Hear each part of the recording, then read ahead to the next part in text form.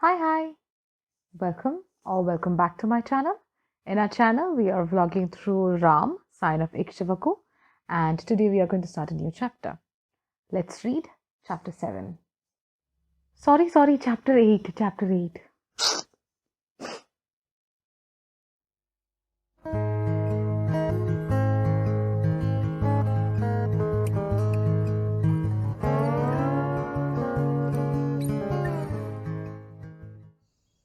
So, I am a little inside chapter 8, and the four princes have started their morning. They have completed their Guru Strotam and they are sitting around Guru Vashisht. And Guru Vashisht has asked them, what is the ideal way of life? Now, Lakshman has always been the first to pop his hand up and answer, but this time he didn't. Vashisht frowned a little, but then he turned to Bharat and asked that, Vasu, do you know what is the ideal way of life? And Bharat answers that a ideal way of life is where everyone is healthy, wealthy, happy, working in consonance with their life's purpose. So then Vashisht asks that, how do you think this type of life is possible? And Bharat says that this kind of life is impossible, but it can be achieved if there is freedom. Give people the freedom to live a life of their own and they will be healthy, wealthy. This will be the way to that kind of an ideal life. So Vashisht then asks Bharat that if you think that freedom is the answer, then what if a person chooses a life that is in contrast with another person? Wouldn't there be a conflict? So Bharat says, yes, there will always be a conflict between the strong and the weak. So what needs to be done is protect the weak. And that is the duty of the government. Shatrughan then interrupts and says that why not just allow the stronger people to win? The stronger the society, the better. So Vashisht says, isn't that the rule of the jungle? The stronger one wins and the weak ones die.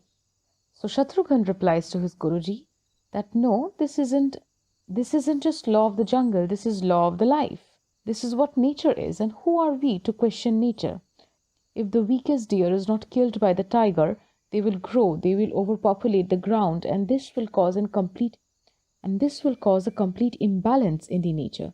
So that is why this law of nature has been made. And government should not interfere the lives of the common people. It is their choice of life. So let them find their own path. So Vashisht asks, why do we even have the government then? Shatrughan then answers that government has a few purposes to fulfill, like protecting the country with an army from external force and ensuring that the basic knowledge of lives are met. For example, in the jungle, the weaker ones are killed. In society, our weak ones will not be killed. But if the government interferes with the law of the nature and let the weak section thrive and the stronger section be oppressed, this will cause a turmoil and the society will collapse in itself.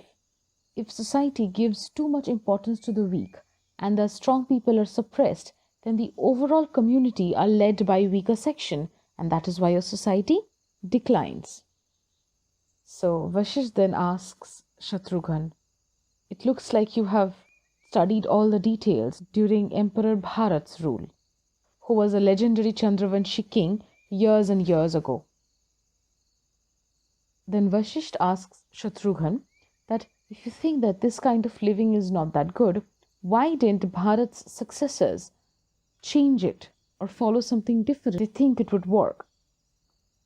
Vashisht then answers that during Emperor Bharat's rule, the society was run successfully but differently as we see of now. Emperor Bharat followed the feminine way of life. There was freedom, passion, and beauty. They were compassionate, creative, and nurturing to their weaker sections of the society. But then slowly, this feminine way of life started declining. People started becoming corrupt, decadent, irresponsible. To this, Ram interrupts and asks, so Guruji, do you mean there is a masculine way of life? So Vashish says, yes, a masculine way of life is determined by truth, duty, and honor. At its peak, the masculine way of life is efficient and just. But when they decline, they become strict and harsh towards their weak. So Ram now concludes, so do you think when the feminine way of life declines, the masculine way of life should be introduced, and when the masculine life declines, a feminine way should be introduced? So Vashish says, yes, life is supposed to be cyclical. So Bharat then interrupts and asks that, do you think right now India is a feminine country? So Vashish says, as of now, India is a very confused country.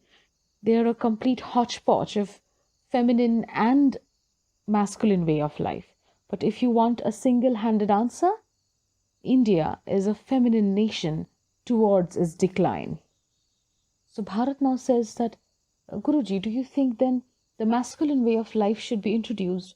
Because we Indians, we want freedom, we fight for freedom.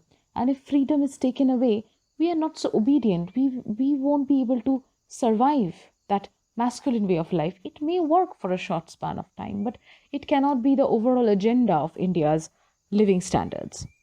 So Vashish now says to Bharat that this is what it is today. But there was a time when the masculine way of life governed India. So Ram was very intrigued to know more about this masculine way of life. So he just directly asks Guruji that, Guruji, can you tell me what the empire was like before Lord Bharat, when there was a masculine way of life? Could you share a few things of those times? So Vashish says that it was a time of massive greatness. It arose a millennia ago and conquered all of India in swiftness, and that masculine way of life was at its greatest. The foundations of that life was laid here in this particular ashram. This is the place where the first leader of those masculine living learned the basic knowledges from their Guruji. This was that particular ashram. This is why this ashram, this Gurukul, is so famous. So Ram asks, who was that great Guru who taught it? Vashisht thought for a while, because the name he was going to say was not normal. It was a name it was the name of a sage people of now feared. So Vashisht took his time, stared at Ram's eyes and said, Maharishi Shukracharya. Bharat, Lakshman and Shatrughan, they froze immediately. So who was Maharishi Shukracharya? He was the guru of the Asuras. Now Asuras ruled this place, had taken over this place long ago.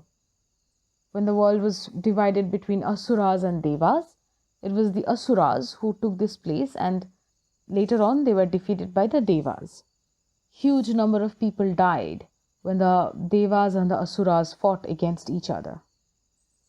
But the Devas made sure that each Asura is gone, and this Maharishi Shukracharya's name was reduced to dust, and his memories were violated, and everybody was hateful towards this name.